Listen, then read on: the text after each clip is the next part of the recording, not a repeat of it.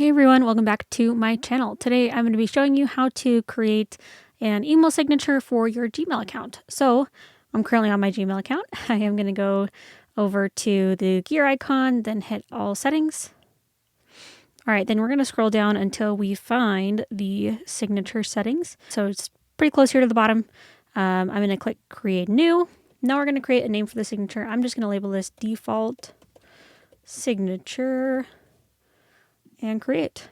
All right, now we can go ahead and create our signature. I'm just going to say best Emily, owner / creator of Simple Software Tips. And then I might enter in the Simple Software Tips link. Let's go ahead and say link to the blog. And have this link go to simplesoftwaretips.com. And I'm going to test this link just to make sure it works. Took a little bit, but there we go. We definitely need to redesign this website, but that's okay. I am going to click OK. All right, so now that I have put it as a default, I am going to save the changes.